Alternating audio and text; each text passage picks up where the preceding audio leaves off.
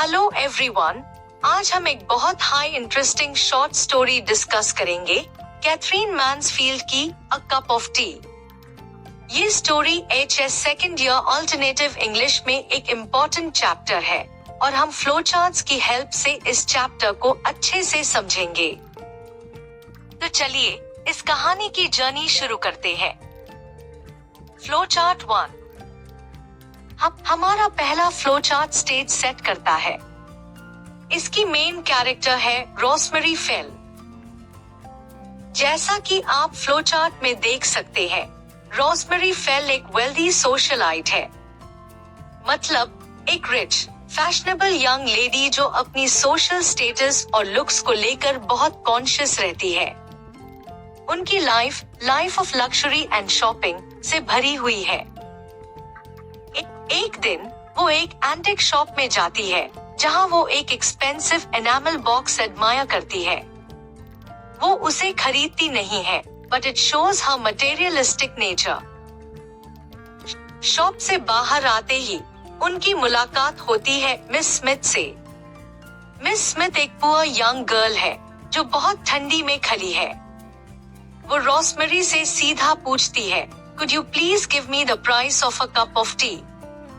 मतलब, क्या आप मुझे एक कप चाय के पैसे दे सकती है? रोजमेरी को ये रिक्वेस्ट सुनकर एक अजीब सा इम्पल्स ऑफ चैरिटी आता है। उन्हें लगता है जैसे ये कोई डॉस्टोएव्स्की नॉवेल का सीन है और वो एक हीरोइन बन गई है जो किसी पुअर पर्सन की हेल्प करेगी। तो रोजमेरी मिस स्मिथ को अपने घर ले जाने का डिसीजन लेती है। Flow chart 2। अब हमारे सेकंड फ्लो चार्ट पर आते हैं, जहां रोजमेरी की चैरिटी एक अनएक्सपेक्टेड टर्न लेती है।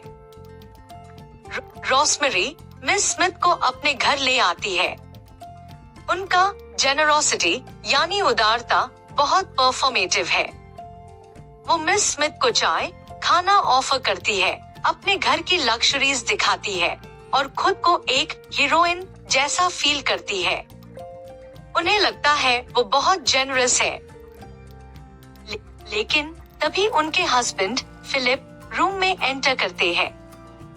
फिलिप रोजमेरी के इस चैरिटेबल एडवेंचर से ज्यादा खुश नहीं होते।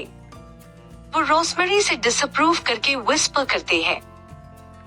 और फिर एक टर्निंग पॉइंट आता है।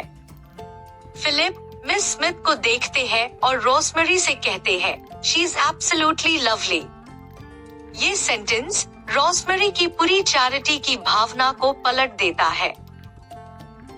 फिलिप के ये शब्द सुनते ही रोजमेरी के अंदर एक इनसिक्योरिटी और जेलसी की आग भड़क उठती है। उनका फोकस मिस स्मिथ की मदद करने से हटकर फिलिप के कॉम्प्लीमेंट्स पर आ जाता है। Flow chart 3। हमारा अंतिम फ्लो चार्ट दिखाता है कि कैसे जेलसी ने रोजमेरी की चैरिटी को खत्म कर दिया। फिलिप के कॉम्प्लीमेंट के बाद रोजमेरी की कोलैप्स ऑफ चैरिटी, उदारता का खत्म होना शुरू हो जाती है। उनकी जेलसी टेक्स ओवर। वो मिस स्मिथ को अब एक पुअर विक्टिम नहीं, बल्कि एक राइवल की तरह देखती है जो उनके हस्बैंड का अटेंशन ले रही है। उनका मन करता है कि वो मिस स्मिथ से जल्दी छुटकारा पाए। रोजमेरी मिस स्मिथ के पास जाती है और बोलती है, I am sorry but I think you'd better go now. बहुत हाई पोलाइट तरीके से वो मिस स्मिथ को घर से जाने को कह देती है। अब अपने ट्रू मोटिव को छुपाने के लिए और थोड़ा जेनरस दिखने के लिए रोजमेरी मिस स्मिथ को 3 पाउंड्स देती है। ये 3 पाउंड्स एक कप चाय के प्राइस से कहीं ज्यादा थे, but it was just a way to dismiss her quickly and get rid of her. Ultimately, rosemary का true motive exposed हो जाता है। उनकी चैरिटी का रीजन फिलैंथ्रोपी नहीं, बल्कि इनसिक्योरिटी ओवर फिलिप्स अटेंशन था। वो अपनी ब्यूटी और फिलिप के वैलिडेशन को ज्यादा वैल्यू करती थी। स्टोरी के एंड में रोजमेरी मेकअप करती है और फिलिप से एंजाइटी से पूछती है, एम आई प्रिटी? ये क्वेश्चन दिखाता है कि उनके लिए सबसे इम्पोर्टेंट चीज क्या थी, उनकी लुक्स और उनके हस्बैंड का अप्रूवल। तो दोस्तों, अ कप ऑफ टी सिर्फ एक छोटी सी कहानी नहीं है, बल्कि ये सोशल क्लास, सुपरफिशियल चैरिटी और फीमेल इनसिक्योरिटी जैसे थीम्स को एक्सप्लोर करती है। कैथरीन मैन्सफील्ड ने कितनी ब्रिलियंटली रोज़मेरी के सुपरफिशियल नेचर को दिखाया है। उम्मीद है इन फ्लोचार्ट से आपको ये चैप्टर और अच्छे से समझ आ गया होगा। अगर आपके कोई क्वेश्चंस है तो कमेंट सेक्शन में जरूर पूछें।